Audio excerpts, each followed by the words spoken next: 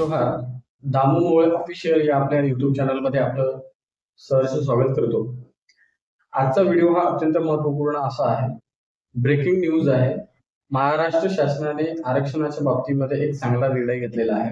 8 आदिवासी बहुल जिल्ह्यांमध्ये जे जे वाढीव आरक्षण मिळतं ते वाढीव आरक्षण कायम ठेवण्यात आलेलं आहे आणि त्या बाबतीतला एक शासन निर्णय 29 जुलै 2025 रोजी सामान्य प्रशासन विभागाने निर्गमित केलेला आहे.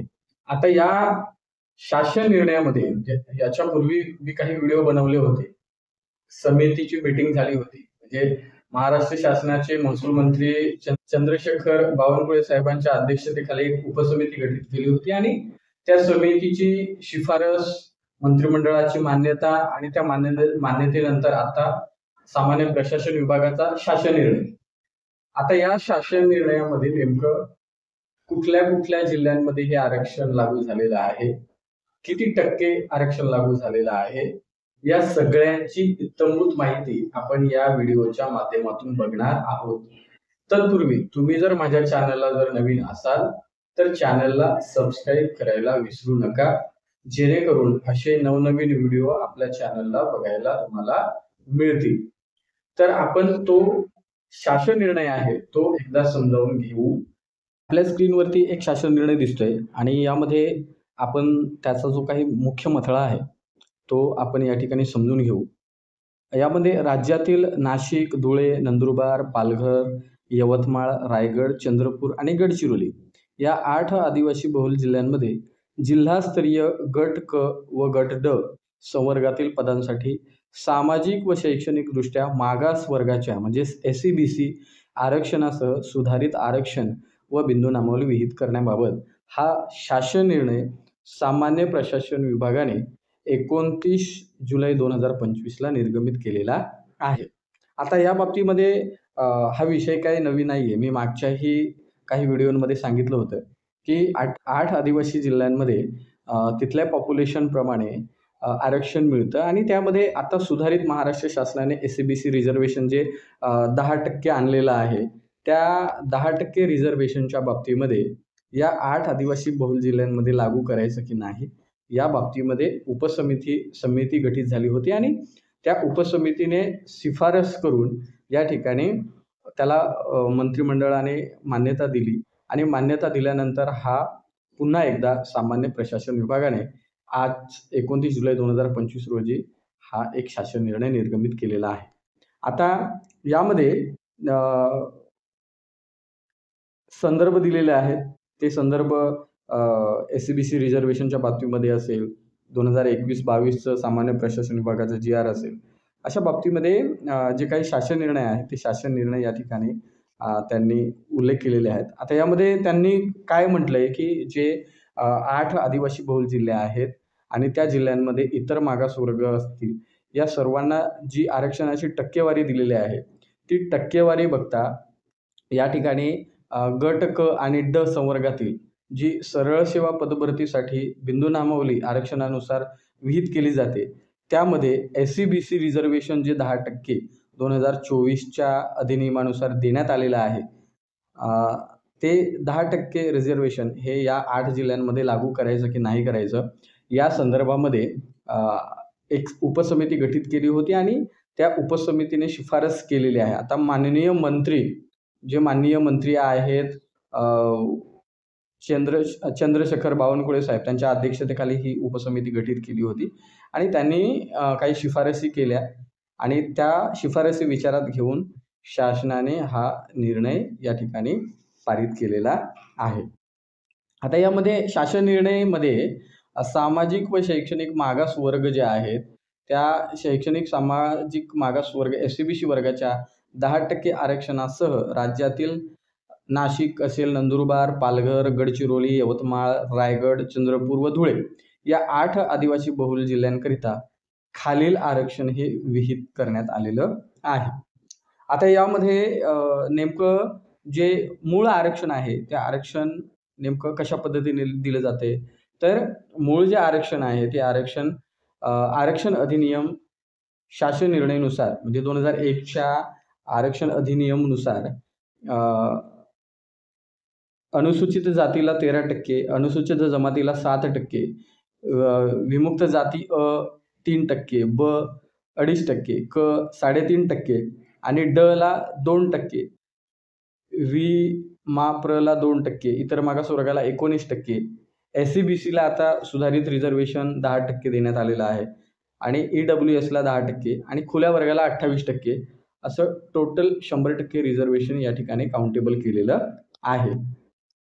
आणि मग हा शासन निर्णय का? तर असे 8 आदिवासी बहुल जिल्हे आहेत की त्या ठिकाणी काही पॉप्युलेशन एसटीचं जास्त आहे आणि मग त्यामध्ये या 2001च्या रिझर्वेशन शासनाच्या निर्णयामध्ये वाढीव आरक्षणाचा मुद्दा त्या ठिकाणी आणला गेला आणि त्यामध्ये हे जे 8 आदिवासी बहुल जिल्हे आहेत, पालघर, नाशिक, धुळे, नंदुरबार, यवतमाळ, चंद्रपूर, गडचिरोली आणि रायगड, या 8 जिल्ह्यांमध्ये तेथील पॉप्युलेशनप्रमाणे आत्ता रिझर्वेशन लागू झालेलं आहे. ते म्हणजे पालघरचं आपण समजून घेऊ.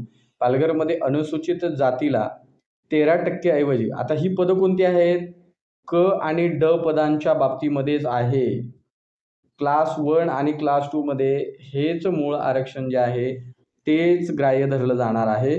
फक्त क आणि ड च्या बाबतीमध्ये, आणि ते पण पालघर, नाशिक, धुळे, नंदुरबार, यवतमाळ, चंद्रपूर, गडचिरोली आणि रायगडमध्येच फक्त हे रिझर्वेशन आहे ते लागू असणार आहे. या 8 जिल्ह्यांव्यतिरिक्त बाकीच्या जिल्ह्यांमध्ये हे रिझर्वेशन लागू असणार नाही. हे वरचं आरक्षण हे या ठिकाणी लागू असणार आहे. आता यामध्ये पालघरमध्ये अनुसूचित जातीला 10%, अनुसूचित जमातीला 22%, विमुक्त जातीला 3%, अ मध्ये, ब मध्ये 2.5%, क मध्ये 3.5%, ड मध्ये 2%,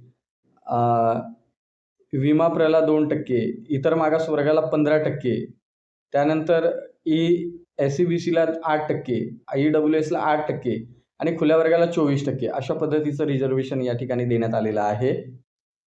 नाशिकमध्ये 10%, 22%, 3% आणि इतर, म्हणजे मला असं वाटतं की नाशिक आणि पालघरमध्ये सेम रिझर्वेशन ठेवण्यात आलेलं आहे. त्यानंतर धुळेमध्ये सुद्धा सेम रिझर्वेशन ठेवण्यात आलेलं आहे. त्याचप्रमाणे नंदुरबार जिल्ह्यामध्ये सुद्धा सेम रिझर्वेशन ठेवण्यात आलेलं आहे. यवतमाळ जिल्ह्यामध्ये मात्र अनुसूचित जातीला 12%, अनुसूचित जमातीला 4% आणि इतर जे रिझर्वेशन आहे ते या ठिकाणी कायम ठेवून खुल्या वर्गाचं 28% करण्यात आलेलं आहे.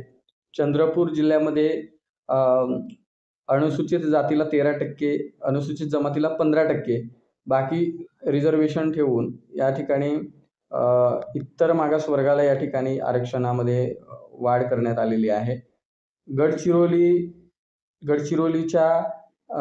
जिल्ह्यामध्ये 12% आरक्षण हे अनुसूचित जातीला, तर 24% रिझर्वेशन हे या ठिकाणी ST समाजाला देण्यात आलेलं आहे आणि उर्वरित समाजाच्या पॉप्युलेशन प्रमाणे या ठिकाणी रिझर्वेशन दिलेलं आहे आणि 21% हे खुल्या वर्गाला देण्यात आलेलं आहे. शेवटी जो जिल्हा आहे रायगड जिल्ह्यामध्ये 12% SCला आहे, 9% रिझर्वेशन हे STला आहे. त्यानंतर इतर मागास प्रवर्गाला 19% आहे, 10% SC-BC आणि 9% हे EWSला देण्यात आलेलं आहे. म्हणजे जे काही 10% रिझर्वेशन EWSला आहे ते आरक्षण या ठिकाणी त्यांच्या लोकसंख्येप्रमाणे या ठिकाणी काय केलेलं आहे, विभाजित केलेलं आहे. आणि मग या ठिकाणी हे रिझर्वेशन दिल्यानंतर उपरोक्त आदिवासी बहुल जिल्ह्यांमध्ये जिल्हास्तरीय जी गट क आणि ड ची पदं भरली जातात त्यामध्ये परिशिष्ट निहाय या ठिकाणी बिंदू नामावल्या देण्यात आलेल्या आहेत. आता 22% रिझर्वेशन हे अनुसूचित जमातीला कुठे कुठे आहे? तर नाशिक, धुळे, नंदुरबार आणि पालघर या 5 जिल्ह्यांमध्ये जे काही 4 जिल्ह्यांमध्ये जे रिझर्वेशन आहे ते 22% आहे आणि त्यामध्ये 100 बिंदूंमध्ये 22% रिझर्वेशन हे त्या ठिकाणी STला देण्यात आलेलं आहे. त्यानंतर म्हणजे 22% रिझर्वेशन हे STला दिलेलं आहे, 22 बिंदू त्यांना, ते 10 बिंदू SC समाजाला, अशा पद्धतीने बिंदूंची वर्गवारी केलेली आहे. 100 बिंदू या ठिकाणी वर्गवारीत केलेले आहेत. त्यानंतर